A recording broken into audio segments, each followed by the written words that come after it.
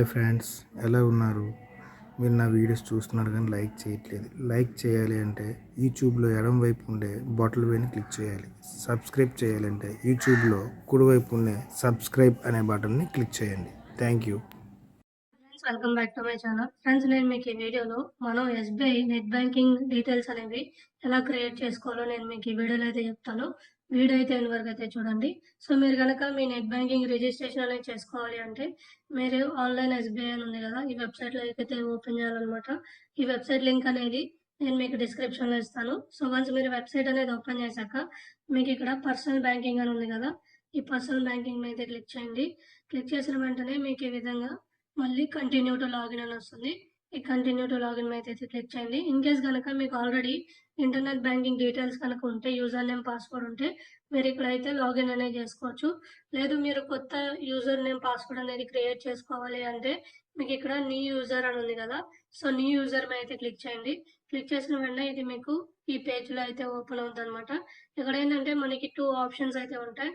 ఒకటి కొత్త user registration, ఇంకొకటి ఆల్రెడీ యూజర్ నేమ్ ఉంటే దాన్ని యాక్టివేట్ చేసుకోవటం.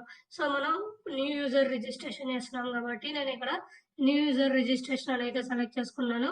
సెలెక్ట్ చేసుకున్న తర్వాత మీకు ఇక్కడ నెక్స్ట్ అని ఉంది కదా, నెక్స్ట్ మీద అయితే క్లిక్ చేయండి. క్లిక్ చేసినాక ఇక్కడ మీ SBI account number, CIF number, branch code, country, మీ అకౌంట్కి ఏదైతే మొబైల్ నెంబర్ లింక్ అయిందో ఆ మొబైల్ నెంబరు, అండ్ ఇక్కడ ఫెసిలిటీ రిక్వైర్డ్ అంటే మీకు ఏ ఫెసిలిటీస్ అనేవి కావాలి నెట్ బ్యాంకింగ్లో. సో ఏంటంటే ఇక్కడ మీకు ఏదైతే టెస్ట్ కనిపిస్తుందో ఈ టెస్ట్ అనేది ఇక్కడ ఎంటర్ చేయండి. ఇక్కడ ఏంటంటే మీకు branch code and CIF number అనేది మీరు మీ యొక్క పాస్బుక్లో అయితే ఉంటుంది అనమాట. ఇన్కేస్ మీకు అది తెలియకపోతే మీరు ఒక పాస్బుక్ ఓపెన్ చేస్తే మీ యొక్క ఫ్రంట్ పేజ్లో మీకు సిఐఎఫ్ నెంబరు, బ్రాంచ్ కోడ్ అనేది ఉంటుంది. అక్కడి నుంచి మీరైతే ఎంటర్ చేసుకోవచ్చు. లేదు అంటే మీరు ఇక్కడ గెట్ బ్రాంచ్ నేమ్ క్లిక్ చేస్తే మీకు ఏంటంటే మీకు ఏ లొకేషన్ అయితే ఆ లొకేషన్, బ్రాంచ్ కూడా అనేది చూపిస్తుంది అనమాట. విధంగా ఇక్కడ మీకు ఏవైతే ఫామ్లో డీటెయిల్స్ అనేవి కనిపిస్తున్నాయో ఈ డీటెయిల్స్ అనేవి మీరు ఫిల్ చేసేసి ఇక్కడ మీరు ఐ అగ్రీ అని ఉంది కదా, ఐ అగ్రీ మీద క్లిక్ చేసి సబ్మిట్ అయితే చేయాలి. సబ్మిట్ చేసినాక అది మీకు నెక్స్ట్ పేజ్కి అయితే వెళ్తుంది అనమాట. మీకు ఏదైతే మొబైల్ నెంబర్ అనేది రిజిస్టర్ అయిందో ఆ మొబైల్ నెంబర్కి మీకు ఓటీపీ అనేది వస్తుంది అనమాట. ఆ ఓటీపీ అనేది అయితే మీరు ఇక్కడైతే ఎంటర్ చేయాల్సి ఉంటుంది. ఇక్కడ మీకు ఏదైతే ఓటీపీ వచ్చిందో ఓటీపీ అనేది ఇక్కడైతే ఎంటర్ చేయండి. ఎంటర్ చేశాక మీకు ఏంటంటే ఇది నెక్స్ట్ పేజ్కి అనేది వెళ్తుంది అనమాట. నెక్స్ట్ పేజ్కి వెళ్ళాక మీరు అక్కడ మీ డీటెయిల్స్ అనేవి అయితే సబ్మిట్ చేయాలి. అది మీకు నెక్స్ట్ ఓటీపీ ఎంటర్ చేశాక మీకు ఈ విధంగా 2 ఆప్షన్స్ అయితే చూపిస్తుంది. మీరు యూజర్ నేమ్ పాస్వర్డ్ అనేది ఏటీఎం కార్డ్ యూజ్ చేసుకొని చేయాలనుకున్నారా లేదా మీరు మీ బ్రాంచ్కి వెళ్ళి చేయాలనుకున్నారా అనేది. ఇన్ కేస్ మీరు ఏటీఎం కార్డు కనుక లేకపోతే మీరు సెకండ్ ఆప్షన్ అయితే చూస్ చేసుకోవాలి. మీ బ్రాంచ్కి వెళ్ళి మీరు యూజర్ నేమ్ పాస్వర్డ్ అనేది అయితే తీసుకోవాలి. ఇన్ కేస్ మీకు కనుక ఏటీఎం కార్డు ఉంటే ఇక్కడ సింపుల్గా మీ ఏటీఎం కార్డ్ అనేది అయితే సెలెక్ట్ చేసుకోండి. సో ఏటీఎం కార్డ్ సెలెక్ట్ చేసుకుంటే మీకు ఉంటే మీ దగ్గర మీరు బ్రాంచ్కి అయితే వెళ్ళక్కర్లేదు. ఇక్కడ ఏంటంటే సింపుల్గా సబ్మిట్ అని ఉంది కదా, సబ్మిట్ మీద అయితే క్లిక్ చేయండి. క్లిక్ చేసినాక మీకు ఇక్కడ మీ ఏదైతే మీ అకౌంట్కి లింక్ అయిన ఏటీఎం కార్డ్స్ ఉంటాయో ఆ యాక్టివ్ కార్డ్స్ అనేవి మీకు ఇక్కడ కనిపిస్తాయి అనమాట. ఇక్కడ మీకు ఏదైతే కార్డ్ అనేది యాక్టివ్గా ఉందో ఆ కార్డ్ అనేది మీరు ఇక్కడ సెలెక్ట్ చేసుకొని కన్ఫర్మ్ మీద అయితే క్లిక్ చేయండి. కన్ఫర్మ్ మీద క్లిక్ చేశాక ఇక్కడ ఏంటంటే మీ card holder name, pin and మీ కార్డ్ యొక్క ఎక్స్పైరీ డేట్ అనేది అడుగుతుంది అనమాట.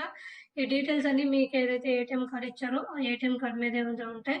సో ఆ ఏటీఎం కార్డ్ మీద మీరు చూసుకొని ఈ డీటెయిల్స్ అయితే ఫిల్ చేసి ఇక్కడ ప్రొసీడ్ అని ఉంది కదా, ప్రొసీడ్ మీద అయితే క్లిక్ చేయండి. వచ్చేసి మీకు ఇక్కడ ప్రొసీడ్ అని ఉంది కదా, ఈ ప్రొసీడ్ మీద అయితే క్లిక్ చేయండి. ప్రొసీడ్ మీద క్లిక్ చేసిన వెంటనే మీకు నెక్స్ట్ పేజ్కి అయితే వెళ్తుంది అనమాట. సో ఇక్కడ వ్యాలిడేషన్ సక్సెస్ అనేది ఉంటుంది.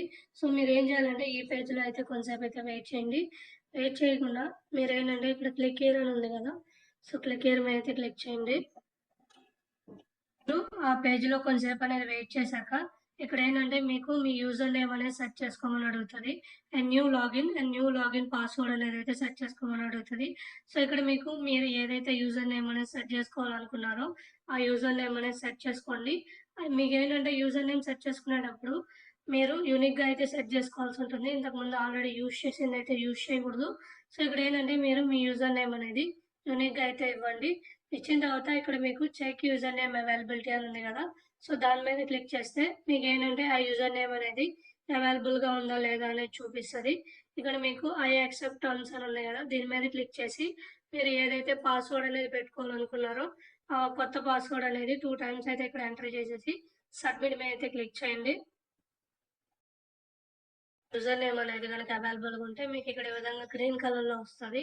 సో, ఇక్కడేంటంటే మీరు మీ యొక్క పాస్‌వర్డ్ అండ్ మీరు లాగిన్ పాస్‌వర్డ్ అనేది కన్ఫర్మ్ చేసుకోండి. కన్ఫర్మ్ చేసుకున్నాక మీకిక్కడ సబ్మిట్ అని ఉంది గదా!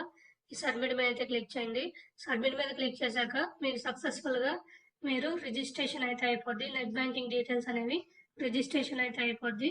ఇంకా మీకు సింపుల్‌గా ఇక్కడ క్లోజ్ చేసి ఎస్‌బీఐ లాగిన్ అని ఉంటది. సో, ఎస్‌బీఐ లాగిన్ అనేది సెట్ చేయండి. సెర్చ్ చేసి మీకు ఇక్కడ మళ్ళీ కంటిన్యూ టు లాగిన్ అని ఉంది కదా!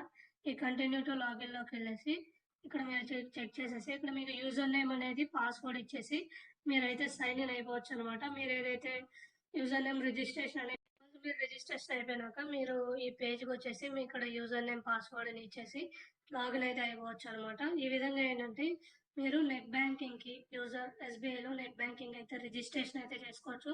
సో, వీడియో మీకు అర్థమైందనుకున్నాను. వీడియో కనుక నచ్చితే లైక్ చేయండి.